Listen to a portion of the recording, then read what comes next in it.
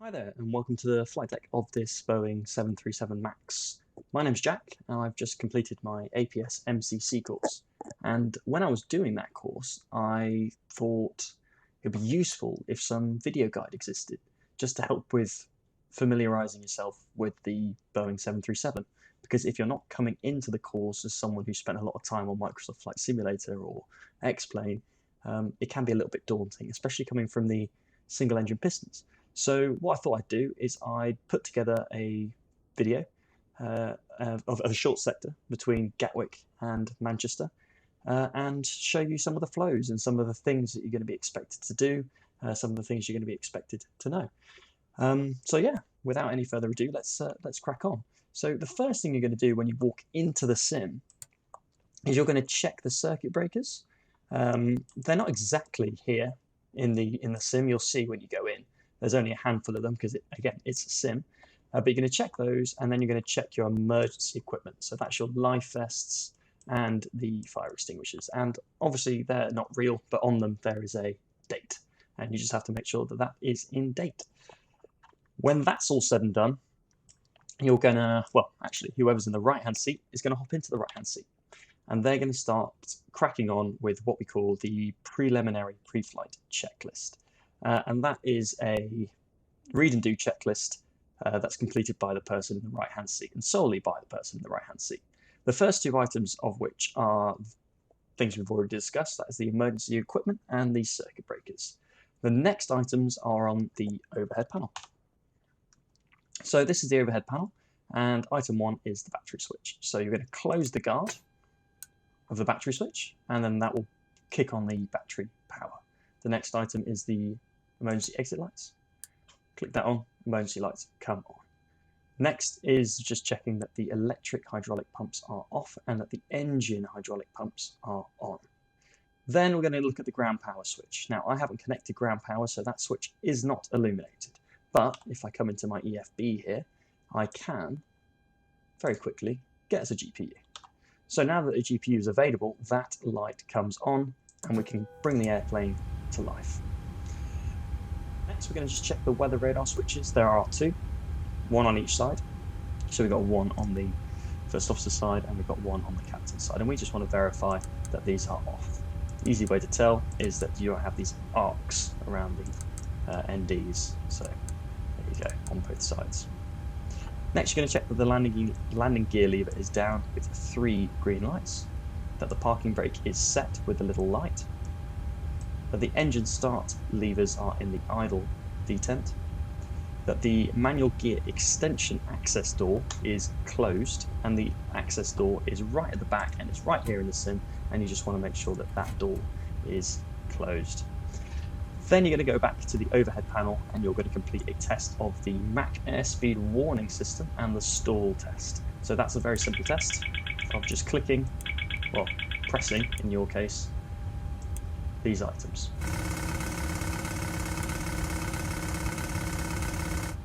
Takes a little while to cut out.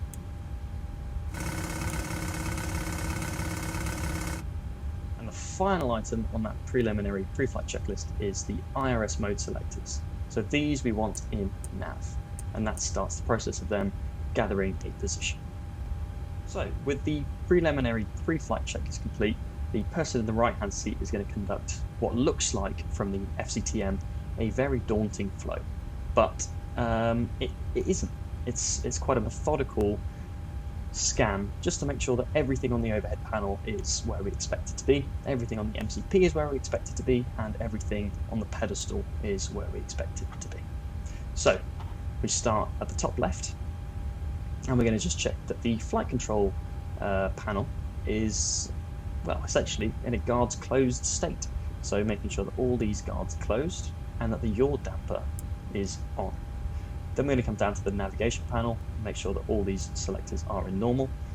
Then we're going to come down to the displays panel, make sure that that is in auto and normal. We're going to check that the cross-feed valve is closed and that all these switches are off. Next is the electrical panel, so that's this panel here, and again we're just making sure that all of the guards are closed. And we move on to the emergency exit lights, and we'll just check that that guard is closed, and then we'll have a look at the fasten seatbelt signs. So we can only put those on if the aircraft has finished fueling, so your instructor will let you know when you finish fueling, at which point you can put that on. In my case, we have finished fueling, so we're going to whack on the fasten seatbelt signs. Next is the window heat switches, so all of these are going to come on. We're going to leave the probe switches in auto. We're going to make sure the engine anti-ice is off. We're going to come down to the electric and engine hydraulic pumps, and again just checking that the electric ones are off and that the engine ones are on. Next is a rather daunting panel, which is the pressurization and bleed air panel, but really all we're looking for here is that the ones on the left hand side are pointing away from each other, the ones in the middle are pointing towards each other, and the ones on the outside are also pointing away from each other. Next is our pressurization panel. This is the computer, if you will, that dictates how the aircraft pressurizes. It's very rudimentary and it doesn't exist on the Airbus, but all you're going to want to do is put in your planned cruise level and your landing elevation, which in our case is going to be Manchester, and the number we're going to put in there is 300. So cruising at flight level 260, landing altitude 300. Moving on to the lights panel, we're going to make sure that everything on the left hand side is off. We are going to start the APU. We are going to go make sure that the engine start selectors are in off, and then we're going to make sure that we have a steady light on and our anti-collision light is off. The anti-collision light is the big red light that flashes when the aircraft is about to move. So with the overhead panel complete, what the person in the right hand seat is going to do is they're going to set up their MCP, their mode control panel, which is this panel right here, and they're going to set that up with everything that they're going to need for the departure that they're going to fly. So anything you put in here is going to be done with reference to the chart. In our case today, we're going to be flying the Lamborn 6 mic. I'll put that chart up on the screen now, so you can pause and just take a look at that chart if you want to. And all the numbers I'm going to put in here are from that chart. So the first course that we're going to want to fly is course 258 from the Detling VOR. So let's put 258 in the course knob on the right hand side. So 258. We're going to have a runway heading of, I believe it's 256 out of Gatwick. So 256. I've gone the long way around, classic me. 256. We've got a stop altitude, so an altitude restriction of 4,000 feet. And then the next course that we're going to want to fly is the radial 156 from Lamborn. So let's put in 156.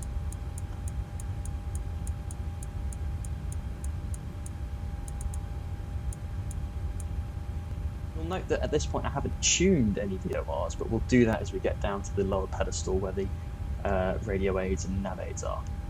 With that done, we're going to turn our attention to the EFIS control panel. So the EFIS control panel exists on the captain's side, and it exists on the first officer's side.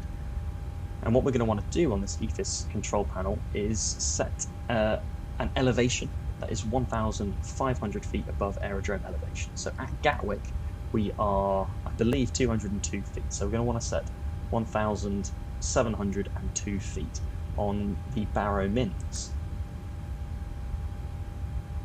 Okay, that's done. So I've set 1,702 feet on the Barrow Mins, and the reason we do that is to give us a visual reminder as we pass that 1,500 foot point that we can accelerate to what we call upspeed, and that we can set climb thrust. It's also the trigger for the flap retraction schedule. So we'll talk a little bit more about that later on, but yeah, so the reason we do that is just as a bit of a visual reminder as we pass that point. Also on the EFIS control panel, we're going to want to set our QNH. So in our case today at Gatwick, using live weather, it is a QNH 1020 hectopascals. In my sim here, it sets it on both the captain's side and the first officer's side. The real aircraft isn't like that. You're going to have to set those independently. But seeing as I am one person, it's quite useful in this sim that it does that for me. Next is a test of the oxygen. So all you're going to do is you're going to press this little button in here. You'll verify that the, what do you want to call that, the outflow valve works, and then you're going to want to test the 100% positive pressure. I believe that's the positive pressure on the oxygen mask as well. So there's two things that you're going to do. In real life, you have to press both of these simultaneously for that second test to work. Now we're going to check our flight instruments. We're going to verify that our altitude is correct, so 202 feet here at Gatwick, 202 feet is correct. And now we're going to start moving down onto the pedestal. So we're going to check again that the landing gear is down, that the auto brake is off. We're also going to check that the speed brake is stowed, that the flaps up, that the reversers are stowed, that the throttle is in idle, that the parking brake is set with the light, and that our engine start selectors are in cutoff. With that done, we're going to conduct an APU and engine fire system test using the little test thing here, pulling it over to the right-hand side, and all those lights illuminate and you can hear the bells. So with the engine fire and APU fire system tested, you're going to want to move down to the dreaded comms panel and the nav panel. I'm not going to do comms today, I am just one person, but I will show you the nav panel. So we've got nav 1 and we have nav 2.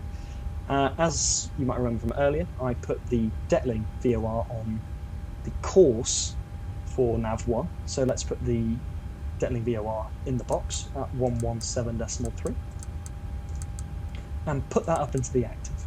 And the second course that I'm going to want to follow is Radial 156 from Manborn, and that is on 115.60 and put that up into the active.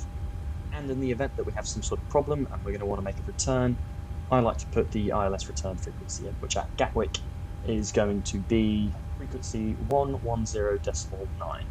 So we're going to change the mode because you can see that's in VOR, and we're going to put 110.9 in the box. Again, on this side, change the mode 110.9. So that's just ready to go. So with your nav aid set, you're just going to check your weather radar panel and your transponder.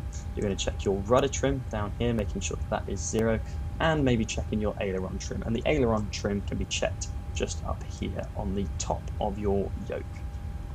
You're then going to adjust your seat as required, harness, rudder pedals, and then you're going to rejoin the person in the left-hand seat. So the person in the left-hand seat, while you're doing all those complicated flows in the right-hand seat, does also have a job.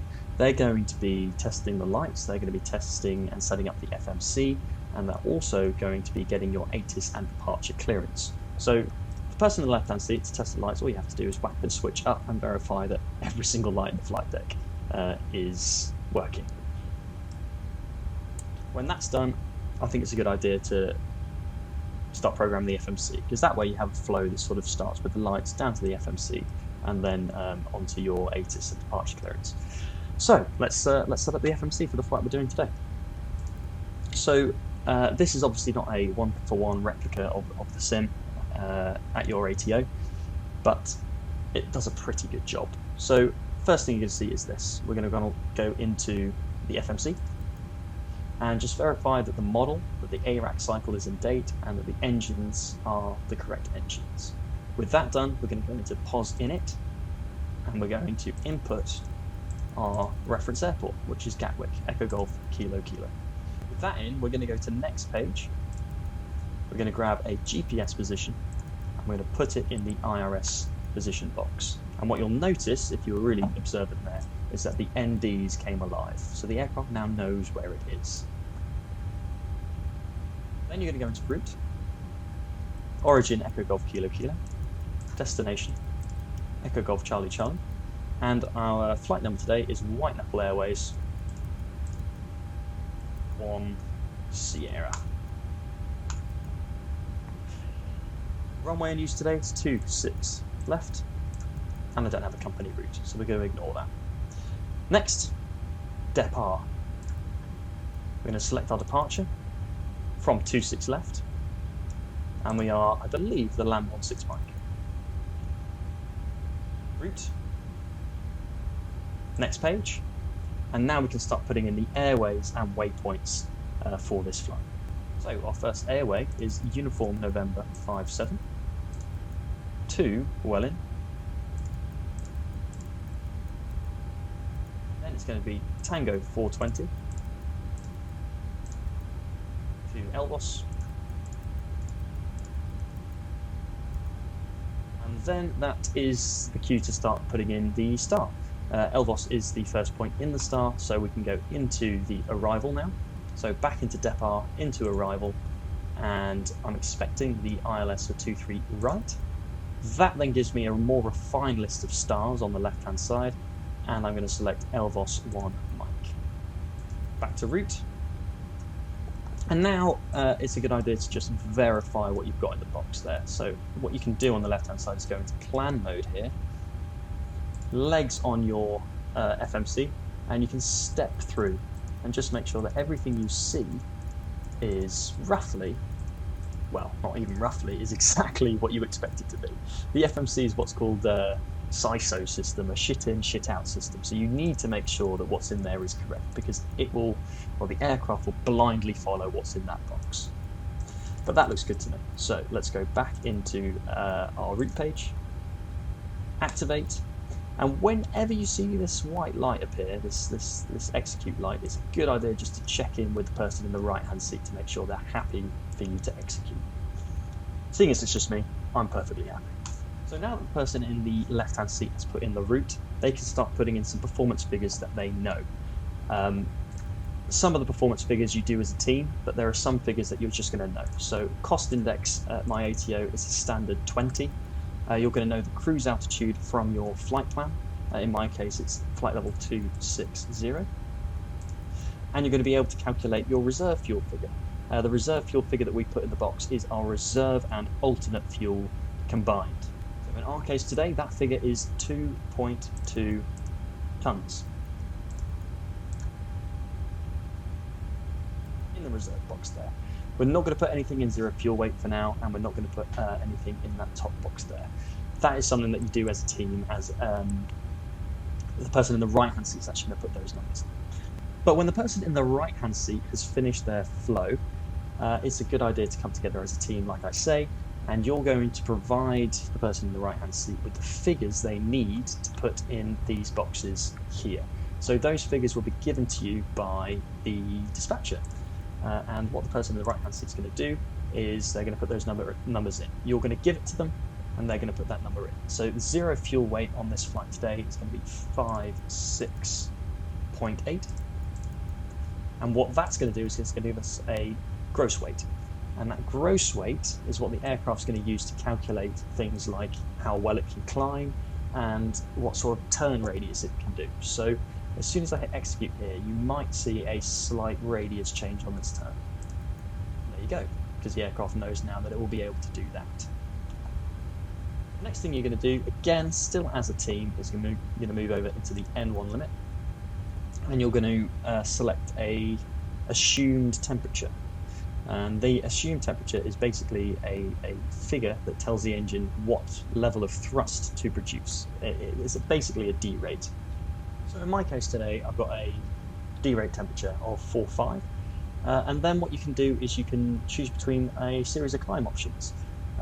I tend to opt for climb 2. Well, I did, especially on my MCC course, because it just slows the whole takeoff process down. And when you're doing MCC, there's so much going on that it's a good idea to try and slow things down. So climb 2, and then you're going to move into takeoff. Actually, before you go into takeoff, it's a good idea just to check that your N1 figure in the box matches what's at the top of your engine display here. So 88.9, 88.9. Back to it. Takeoff. Flaps 5 is just standard. That's what we're always going to be. Again, left-hand seat's going to offer this figure to the person in the right-hand seat. 5, and then you're going to see here you've got some QRH speeds. If you don't see those, it's because you haven't selected this. So there we go. We've got V speeds there of 128 V1, 130 VR, and 143 V2. As soon as that 143 for V2 goes in the box, the person in the right-hand seat is going to bug 143 on the MCP. 43. With that done, you're going to put a trim figure in. This again would be given to you by the person in the left-hand seat. I'm going to cheat and get it from Flight Sim, 21.8, and that's going to give you a trim figure. You just heard the trim wheel go there of 4.9. Let's call it 4.9, and that 4.9 is set. So when you're on this takeoff reference page, head over to page 2 and just ensure that your acceleration heights, your acceleration altitudes are correct.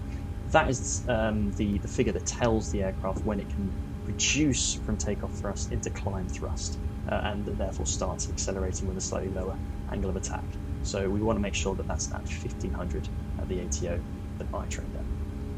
So with the FMC all set up, it's now time again for you to come together as a team. So the person in the right hand seat at this point, they've conducted the preliminary pre-flight checklist, they've conducted their flow, and they've come together to put in some performance figures in the box. The person in the left hand seat, they've got a departure clearance, they've got an ATIS, and they've programmed the route into the FMC.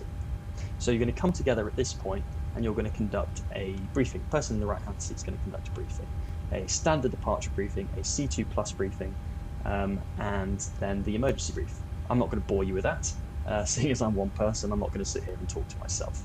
But as soon as that process of briefing is complete, there's a couple of triggers that should cause. So the person in the left-hand seat is going to conduct a welcome PA to the passengers, and the person in the right-hand seat is going to work with the ground crew to establish the aircraft on APU power. So to do that, going up to the overhead panel, you want to verify that the APU gen off bus light is on. That basically tells you that the APU gen is available, and you're going to want to select the APU gen.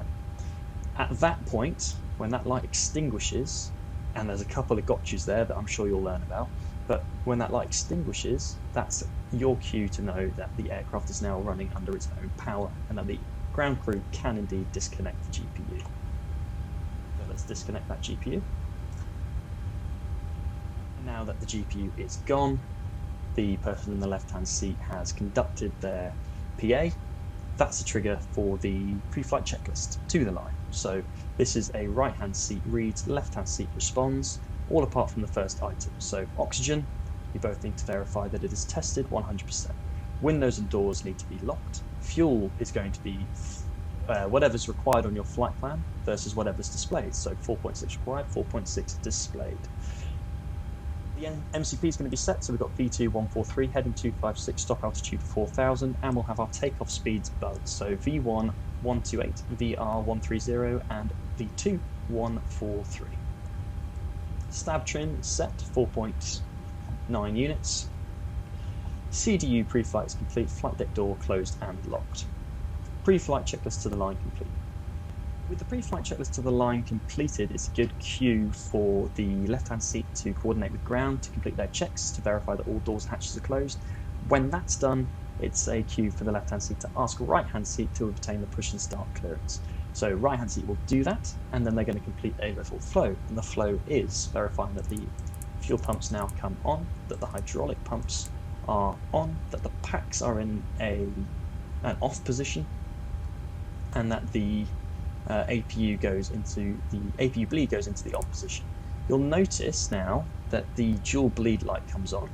That's your trigger to maybe turn off the engine 1 bleed and engine 2 bleed, because if you don't do that, the engine's just not going to start. Then you're going to want to go into the anti-collision light, turn that on as the aircraft is about to move, you have a push and start clearance, etc. And then you're going to go down to the transponder and just verify that it is in out off.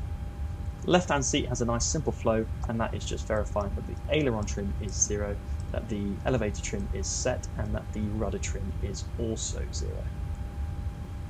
With that done, left-hand seat is going to call for the pre-flight checklist below the line, and then right-hand seat is going to complete. So that checklist. Fuel pumps, 4 on, hydraulics, on, transponder, out, off, rudder and aileron trim, 0 and 0, anti-collision light, on. Pre-flight checklist below the line complete. With that done, you're both cleared to push back.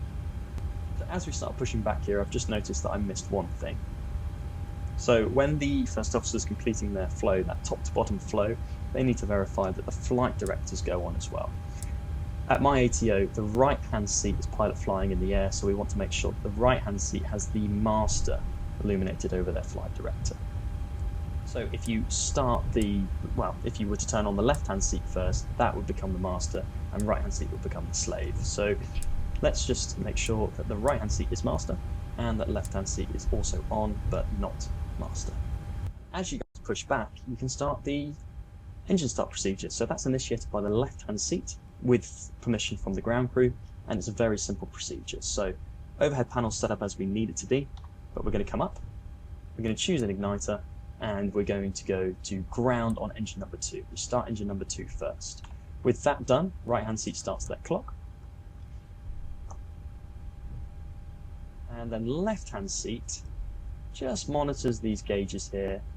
That motoring light comes on, and as soon as that motoring light extinguishes, that's cue for left-hand seat to introduce the fuel by manipulating the cut-off switches. You see pushback's complete. I'm just going to slip the parking brake there.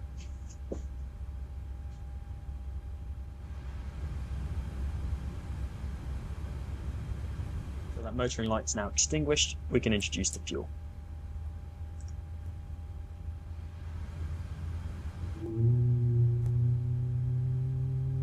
There we go. We've got N2 rising, EGT rising, N1 rising. And what we should see any second now is the switch that we put into ground will pop out by itself when its process is complete. I should have started a timer here as soon as we put that switch on.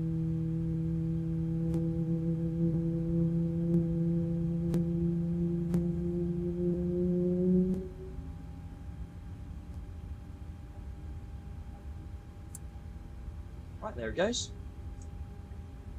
We can hear that engine started up nicely now. EGT is dropping back. And we could say to ground, we've got a good start on engine number 2. And then guess what? We're going to repeat the exact same process for engine number 1. Going into ground, right hand seat starting their timer.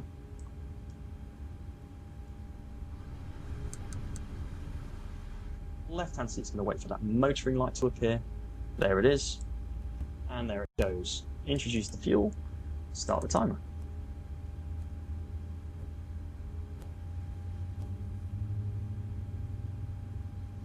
N2 rising, EGT rising, N1 rising. Switch is still in, and there it goes, it's out. Stop the timer. We've got 2 good starts, and we can instruct the ground crew to disconnect. Okay, so with 2 good starts, the left-hand seat's going to say flap 5, and that is trigger for right-hand seat to, you guessed it, select flap 5, but also complete a flow. And that flow is, again, relatively simple. Starting on the overhead panel, we want to verify that the engine generators are on. So you notice when we put the engine generators on, it kicks the APU off. So engine generators on, probe heats on, anti-ice as required. It is not required for this flight. Packs on. So this whole panel, it can get very confusing, but just remember this. At this point, it is auto, auto, auto, on, off, on. Auto, auto, auto, on, off, on. Then going to put the engine start switches into continuous. Turn off the APU. And then we're going to complete a recall. So the recall is a press of this black square. There is one on both sides. Pressing it in and releasing it. If something stays illuminated, it's a cue to you that something hasn't been done. That all done, we're going to offer up the system page to the person in the left-hand seat, and they are going to conduct a flight control check. So 2 up, 2 down, and this is a little bit different to what I saw in the sim, but it would be 2 up, 1 down, 2 up, 1 down, and full deflection on the rudders. So full left and full right. And with that complete, it is a trigger for the before taxi checklist. Before taxi checklist is a right-hand seat read, left-hand seat respond, generators on, probe heats on, anti-ice not required, air conditioning and pressurization packs on, bleeds on, APU bleed off, which is here, APU off, engine start switches continuous, flight controls checked, ground equipment clear. I might have missed a couple of bits there, so it was recall checked, engine start levers, idle detent, flight controls checked, and ground equipment clear, and you both need to respond to that. With that done, you can call ready for taxi and get on your way. So at my ATO, because we only have a tiller on the left-hand side, the person on the left-hand side is pilot flying on the ground. And pilot flying on the ground is going to conduct what we call a PEEDDS brief, or a PEEDDS review. So that's verifying that flap 5 is set, that the engine fuel pumps are on, that there are no important changes to the emergency brief, that the de-icing is as required, and and that the departure in the box is the departure that they expect to see. And the final part of that is just verifying that the stop altitude is still correctly set. And for the departure that we're doing, 4,000 is correct. So that would be the PEEDDS review, PEEDDS briefing complete. Okay, so we're holding short of the runway. It's time for the before temperature. So we're going to verify the cabin is secure, that the flaps are set. So we are flaps 5 green light. The stab trim is set 4.9 units, and the takeoff briefing is complete. And with that, the before takeoff checklist is complete. When we're cleared to enter the runway, left-hand seat has a little flow that they need to do, and that is putting the landing lights into the on position, selecting weather radar, and arming the auto throttle. And then, of course, calling the FMA mode arm. Right-hand seat, similarly, is going to put on strobe and steady light. They're going to put on whichever mode the person in the left-hand seat hasn't put on, so let's say terrain, approaching, and they're going to put the transponder approaching on to an appropriate 6 setting. left. That's my runway awareness and advisory system. It's a little bit buggy, so it tends to speak at me twice, and I don't like it. It's very off-putting. On runway 26 left.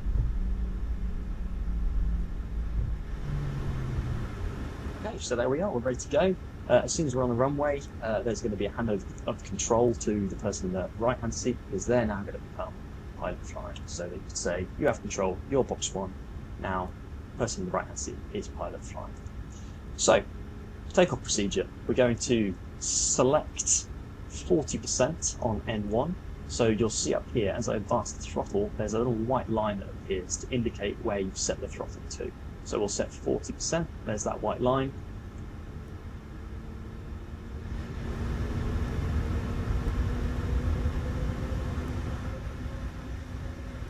Set. Press the toga button, N1 toga, and then you instruct left-hand seat to set thrust. They will respond with thrust set, and they're going to tell you 80 knots, and the next call will be V1 rotate.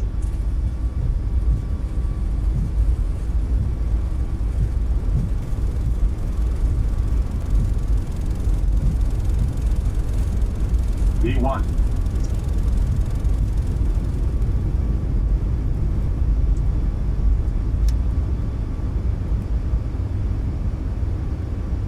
Great, you're up. Past 400, we're going to ask for a lateral mode of guidance, so LNAV. LNAV is now active on the FMA.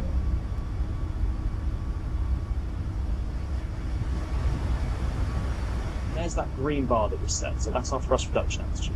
So you're going to call for set up speed, set climb thrust. So I can hear the engines pulling back into climb thrust, and I'm going to want to set up speed. This is quite hard to do as a single pilot. So up speed set, climb thrust set, and let's climb away. So flaps 1, speed check, flaps 1, and flaps up. Whoa, got very hard to do as one person. Let's whack the autopilot in and make my life a little bit easier. Okay, 1,000 feet to go. And now with the flaps coming up, we can see here, so we're in MC speed out of quiet, it's going to capture now 4,000. There it goes. And now that we are flaps up, no lights, that is cue for the person in the left-hand seat to conduct their after takeoff flow, which is just disarming the auto brake there, and then moving the engine start switches out of continuous, and then putting these lights off. Okay, and referring back to the chart, we have a speed restriction now of 220 knots.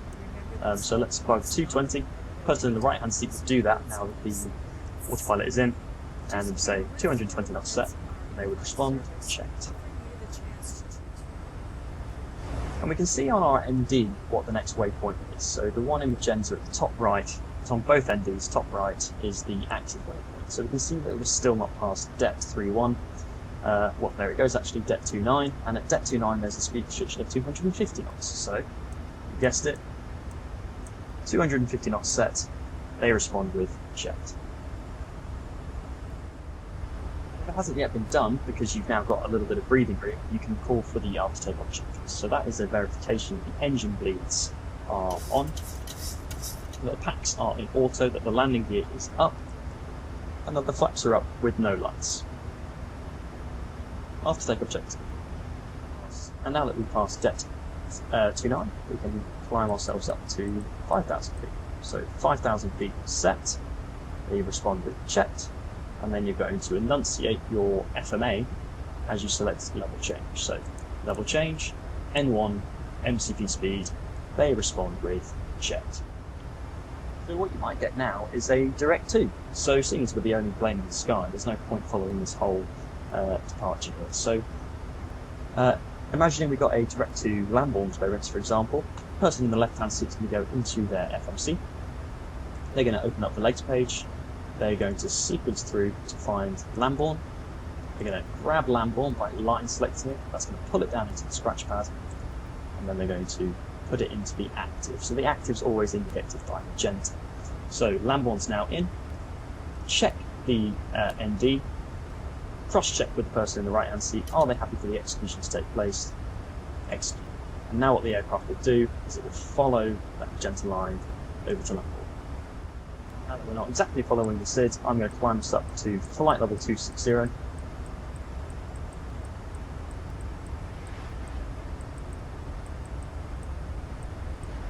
level 260 is set standard, and they respond standard set, passing flight level 478 now, and then you're going to whack in level change. N1, MCP speed, and up we go to flight level 260.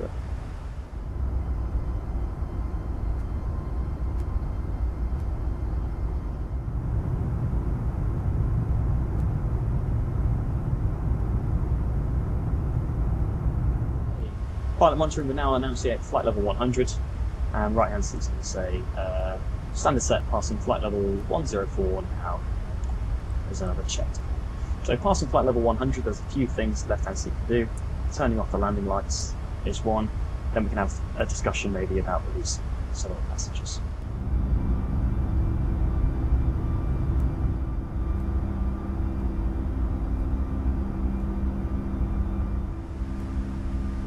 And obviously, because we're now past flight level 100, we could have a conversation about accelerating.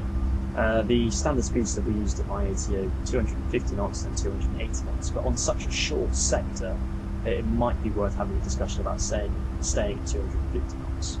Just slows everything down. You might notice now as well is we have this green banana on the navigation display. This green banana here is where the aircraft thinks it's going to make your boat altitude. So that's where the aircraft thinks we'll get to flight level 260. It's a really useful thing to just keep an eye on, because you might be given a be level by Welland or be level by Elbros call, and you can monitor the aircraft's descent performance with that. Another little top tip is maybe using the VSD button. The VSD button will tell you what you've got in relation to a waypoint, and it'll also give you a scale along the bottom that makes it maybe a little bit easier to understand.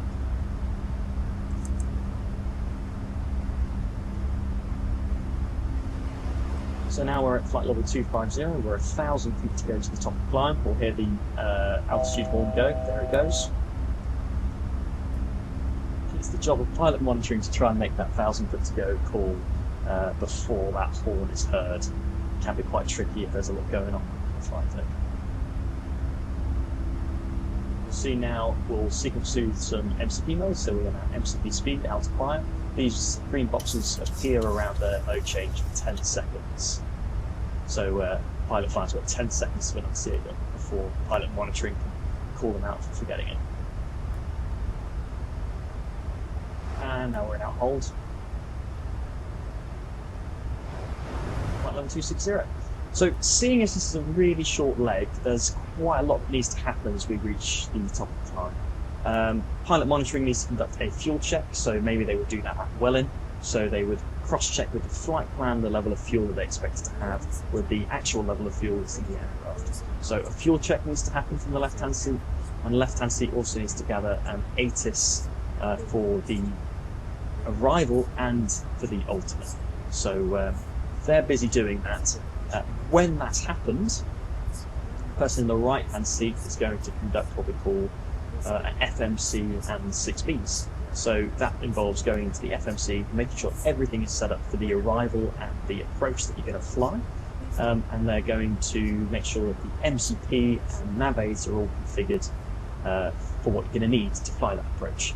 So I don't have a first officer. Thankfully, I have ACARS in my sim here, so I can grab the weather at Manchester, and it is a pretty decent day with few clouds at 3,200 feet with some towering cumulus at 4,200 feet. But we have a ceiling at 12,000 feet with good viz and a QNH of 1020. So FO would pass that over to me.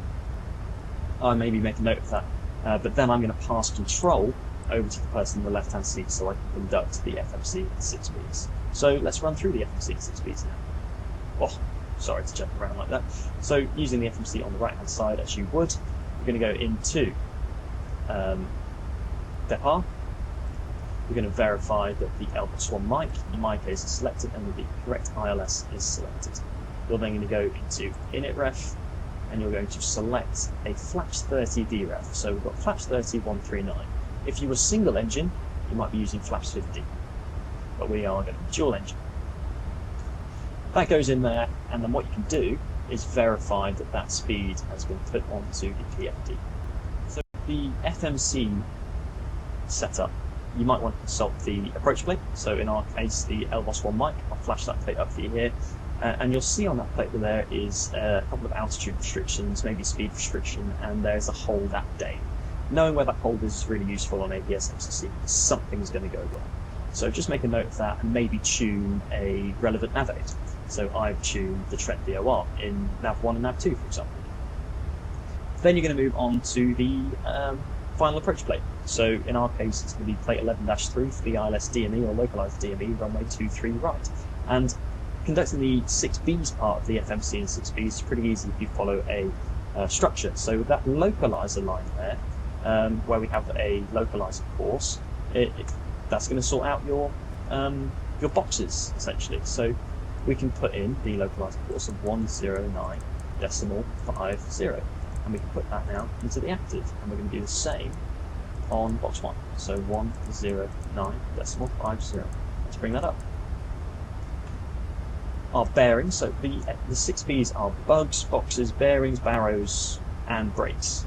I may have repeated myself there once or twice, but you get the gist. So the bearing is set out on the chart as 231. Set 231 and 231. The barrow, well, we know that the QNH in Manchester is 1020, so we'll set 1020 in the standby, so that's ready to go when we descend. We know the minimus, so the minimus for the approach is 449, so let's plug in 449. Okay, 449 is in the box on both. Then you're going to consult the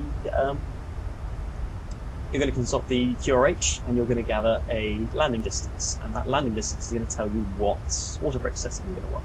I've done this sector a few times, so I know that the required auto brake for us is auto brake 2, but I like to use auto brake 3 just to slow us down a little bit faster. So that is bugs, barrows, brakes. I've set up my boxes, and all that's really left to do is a briefing. So what would happen then, before the briefing, is you would hand over control, you get control back from the left-hand seat. They're going to go into the FMC, they're going to check your work, they're going to check your 6Bs, and then you're going to come together as a crew and you're going to conduct a C2 plus briefing. You're going to go over any threats that you foresee for the arrival. And when that briefing is complete, you're going to complete the descent checklist. So let's do that now. Descent checklist pressurization is set for landing altitude 300. Recall, let's check it. Brake as required, that's more than required. Landing data, but so we've got VREF and minimums. Approach briefing, we would have completed it. Again, it's just me. This is an MCC course, it's quite hard to give you the full rundown when it's just one person, but yeah, approach briefing, let's assume that's complete. And you'll notice we just passed the top descent point on the navigation display. And what happens when you do that is you'll get this vertical position indicator, this diamond, which shows you where you are in relation to where the aircraft thinks you should be. So it thinks we're now 300 feet up, and that's going to run away from us real quick. So we'd get our descent clearance, and then we would bug whatever that altitude was, and then we'd start heading down. So flight level 140 set, checked, level change. Retard, MCP speed on the FMA, and down we go. But as you can see, we have stopped that vertical profile from moving too far below us. It's still about 1,000 feet below us, but it's not really a concern at this point. If you happen to find that vertical situation in the case is not really changing, you've got a couple of options. You can increase your target speed, so that will allow the aircraft then to accelerate by pushing the nose down, or you can deploy the speed brake, and the speed brake is just going to dump lift and it's going to send you down much faster. So I'll just demonstrate that. So if I was to bug, say, 280 knots, you'll see that the aircraft is going to increase its rate of descent to get that target speed of 280 knots.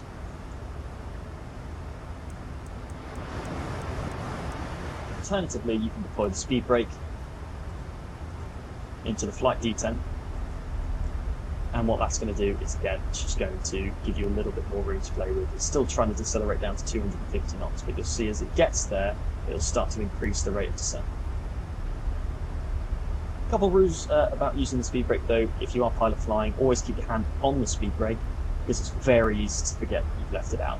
So you get distracted by something, you start messing around with the MCP, you need to put your hand straight back onto the speed brake, otherwise you're going to use thrust against speed brakes, and it's just very messy. There's no need for that. As you'll see from that little demonstration there, we put ourselves right back on profile. Flight level 200, standard set, passing flight level 198. Okay, so a little bit further down now. This is a little bug in the sim that I use. We passed flight level 180. It's American. It thinks we need to be on QNH at this point, but we don't. But just to get rid of that, imagining we have a clearance now to descend to an altitude, so altitude 6,000. Pilot flying is going to initiate the change to QNH, so it will be set QNH. Left-hand seat then responds, QNH set, passing altitude 169, now, and checked. As this aircraft is currently descending in what we call level change, I'll just quickly show you what an alternate might be. So that would be vertical speed. And vertical speed is a mode that's going to prioritise a rate of descent over the speed of the aircraft. Now, the more sort of astute of you may be aware that there are serious pitfalls that come with that. So the aircraft will quite happily overspeed itself. It will quite happily get to a dangerously low speed. Which is why level change and, well, even more ideally, VNAV would be used, but VNAV is beyond the scope of the course. So we can go into VS mode now, and we can select a target rate of descent. So let's say 2,500 feet per minute. And what you'll see, so MCP speed, vertical speed, is that the speed is now going to start to run away, because the aircraft's no longer interested in maintaining that speed. All it's interested in is reaching the target vertical speed that you've set. So this is not the ideal way to descend. It's a great way to descend on a 2D approach, obviously, because you can set your data and rate of descent, 850 feet per minute, 700 feet per minute, whatever it might be. But for the sort of descents and sort of climbs that we do, level change is normally more than sufficient. So as I whack it back into level change now, MCP speed, it's going to reprioritize keeping the speed and finding a rate of descent that allows the aircraft to maintain that speed. So as we're a little bit fast, the rate of descent is totally washed off, and it's just trying to bring the speed back. There we go, we've got that target speed, the rate of descent is going to increase. We have a speed restriction of 230 knots a day, so let's just put that in the box, 230, and again, even though we just reached the target speed, it's now going to wash off its rate of descent to pull the speed back. I'll give it a little helping hand by deploying the speed brake. Pretty much there, let's stow that speed brake, and we're coming up on flight level 100 now. So at flight level 100, left hand seat's got a couple of jobs to do. They're going to whack on the landing lights, and they're going to do a little PA to the passengers. They're going to say cabin crew, PA to the cabin crew, then say cabin crew 10 minutes. And that's their cue to really secure the cabin for the ride. So as we approach Dane, it's not unreasonable to expect some radar vectors from ATC to set you up for a radar vectored ILS approach onto 23 right. So what we'll do now is just imagine we get a radar vector, and we're going to say we've got a radar vector for heading 050. And this is a good chance to show you a heading select mode on the MCP. So LNAV's going to just blindly follow the magenta line. Heading select is going to follow your magenta heading button. So 050 set. Engage heading select. Heading select goes active on the FMA. And the aircraft's going to turn itself onto a heading of 050.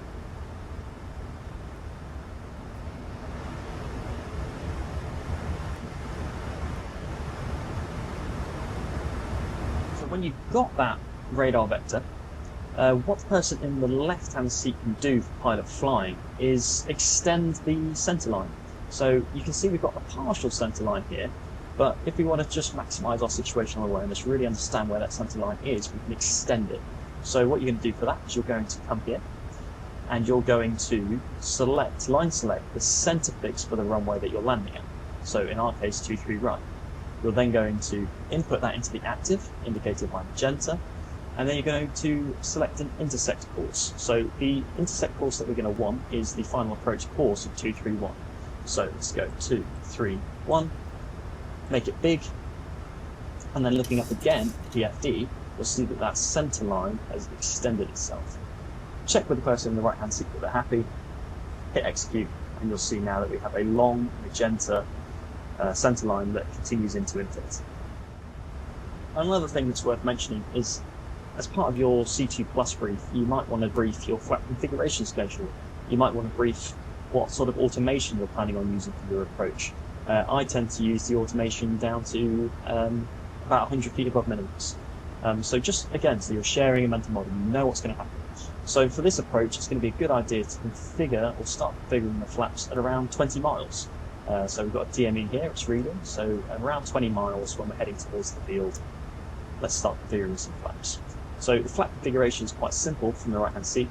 They are going to call for flap 1, pilot monitoring is going to select flap 1, and pilot flying is going to bug what we call 1 speed, or 5 speed, or flap 15 speed. These are little green bugs that appear on the speed table, so you can see that we've got a bug there for up speed. Shortly I will start accelerating towards up speed. In fact, let's just do that now. So I would call up speed set, and they would say check. And obviously 1000 to go.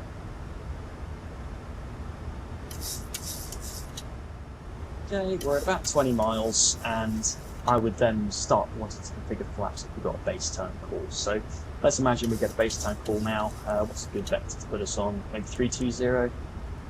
White knuckle air raise, 1 Sierra, turn left heading 310. 320, sorry, 320. 320 set, check, and you check that by just looking down by the FD. That should be a commanded heading. MCP speed out to quiet.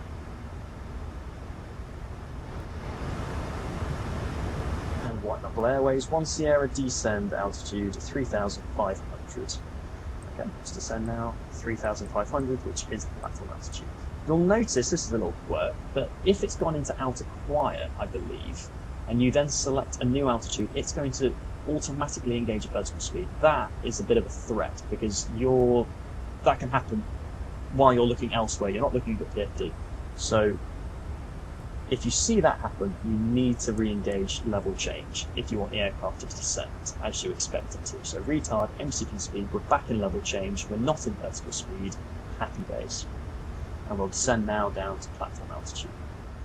Okay, and we're now at 20 miles, so I would call flaps 1, and pilot monitoring is going to give me flaps 1. Verifying that the speed was correct, so we speed checked, flaps 1. I will then select 1 speed, which you can see there, that new bug that's appeared on my PFD, and we can verify that the flaps have now extended to flaps 1.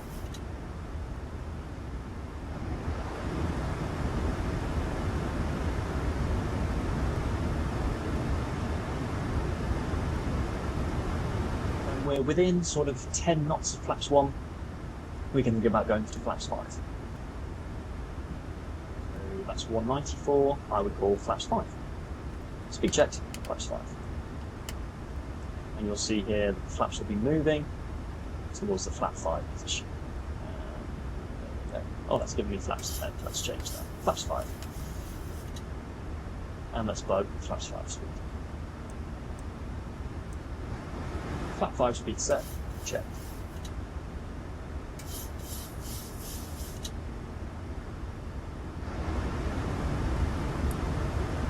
Cabin crew, seats for land. Okay, so we've just had the cabin crew's going to seat everybody down. We've got a call, so I'm just going to, I'd hand over, well, actually, what would happen? So yeah, they've called me, we're 1,000 feet to go. Left-hand seat's going to say you're box 1, so I'm looking after the comms, and then they're going to go 2,500. here. Hi, Captain. The cabin is now secure for landing. Wonderful, cabin secure, and then you're going to hand over back to box 1. Okay, now let's go. White glare race, 1 Sierra, you are cleared. Turn left, sorry, heading, what should we say, 300. Left heading 300. 2,500. And they would say something along the lines of, on that heading you are cleared to intercept the localizer for runway 23 right. If we hear that, that's our cue to do something. So, we need to verify that we are tuned and identified, that we are on an intercept heading, that we have a correct sensing localizer indication, so it is to our right, that is correct, and that we are cleared to do so. If we are cleared to do so, we can engage a mode on the MCP called Vorlock. So you'll see on my FMA that Vorlock has now gone white. That means it's armed. So as that localizer comes in, the aircraft is going to capture that localizer. So it's going to disregard the heading that's in the window, and it's going to capture the localizer.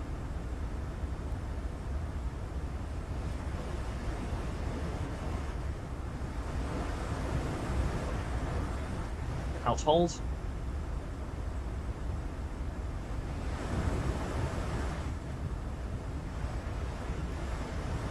And there you go, Vorlock. So you'll see the aircraft now starts turning itself onto the localizer.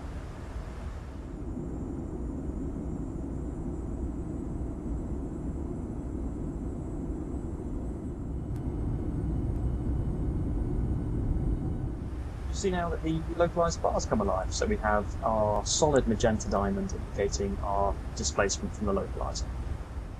What we like to do when we're on these precision approaches is maybe think about going into a gear down flat 15 configuration at 1.5 scale deflection on the glide slope. So you see we still haven't captured the glide slope at all, it's not solid diamond, so we're going to wait for that to come alive, pull down into 1.5 scale, and then pilot flying would call for gear down flat 15. If you were to go flat 15 before going gear down, you're going to have an awful configuration horn going on. So it's always gear down, flat 15, and in that order. Now that we're established on the localizer and we're doing the ILS, if we were cleared to do the ILS, we could go into approach mode. And what approach mode is going to do, if you may have noticed on the FMA, is it's going to arm the glide slope. So as the glide slope comes in, the aircraft is going to automatically follow the glide slope down, just like Vorlock automatically follows the localizer. Okay, glide slope's alive. 2,500. Rad out's alive. 1.5 scale deflection, gear down, flat 15. And they would say speed checked, gear down, flat 15. See the flaps now transiting, we have 3 greens. Bug, flat 15 speed. 15 speed set. And as we come down below that shark's tooth, flaps 30. Speed checked, flaps 30. Now we can bug VREF plus 5. And you'll notice how brilliantly that configuration schedule lines us up with capturing the glide slope. So the glide slope's just gone into the active position on the FMA. We're decelerating now towards VREF plus 5. And as soon as we go flaps 30, that's cued for the person in the left-hand seat to conduct a little flow. They are going to arm the speed brake. That's going to be indicated with a little light there. Oh, that's the altitude horn I was telling you about. That was just a bit of a misclick. They're still 3 green. And they're going to put the start switches into continuous and turn on the nose wheel lights. So now the aircraft is tracking the glide slope, it's tracking the localizer, it is established on the ILS. So when the first officer, well, not the first officer, when the person in the left-hand seat has conducted their landing flow, you can call for the landing checklist. And that is cabin secure, engine start switches in continuous, speed brake armed, landing gear down, flaps 30 green light, and missed approach altitude set, which it is, 3,500. So there's a rad out call at 1,000, that is cue. Please just double check or triple check that that missed approach altitude is decent. What I should also do is center my heading bug in the event of a go around. That just makes everyone's life much easier.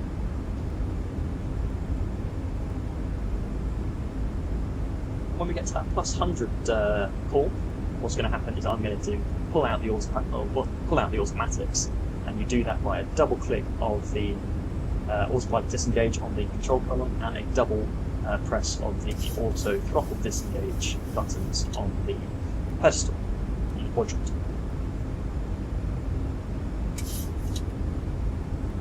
I'll set myself up with a view so I can actually do that effectively.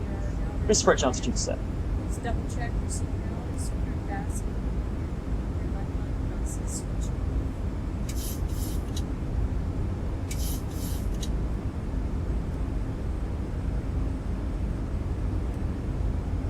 Approaching 2, 3, right.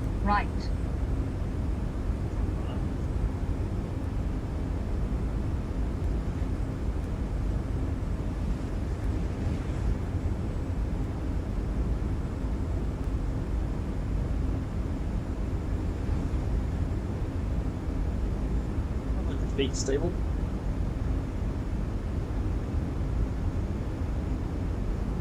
$400. The automatics now. $300. And that's by the rest of the Approaching minimums. $200. Minimums. Continue. 100. Slow. Okay, that would be a go around.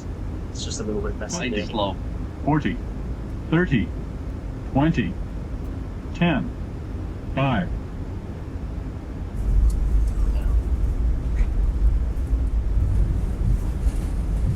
So what would happen now is you would verify, left-hand side would verify that the reversers had deployed, that the auto brake was indeed working, and then at 60 knots it's going to be a handover of control to the person with the tiller. So 60 knots, you have control, and then here we are.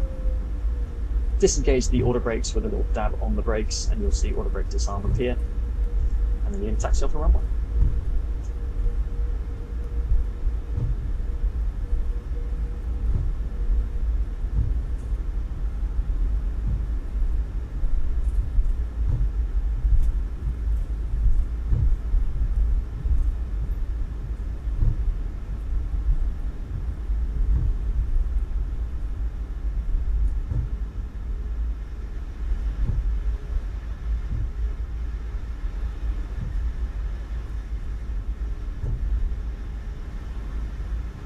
Okay, and then once everyone's sort of happy with where they are, you can start cleaning up the aircraft. So there's a shutdown flow, and it is aft pull SWAT, if you'd like, and that involves starting the APU, retracting the flaps, moving the probes into the auto position, adjusting the lights,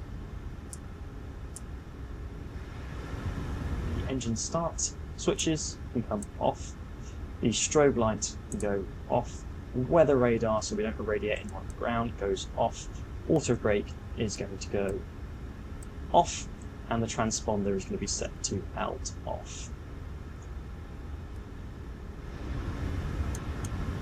It's very finicky. And then if it hasn't already done so itself, you're going to stow the speed brakes. So have I got the right clip spot there? Is it armed? No, we're fine. Okay, and then what you're going to do is just taxi on out to whichever stand you've got. You'll find most of the time when you're in the sim, you don't actually have time to do the full shutdown flow, so I'm not going to show you that today. But hopefully this helps some people out with just familiarising yourself with 737, some of its quirks, some of its autopilot modes, and yeah, hopefully you can go into that sim with a little bit more confidence than you might otherwise. So thanks for watching. Hopefully this was useful.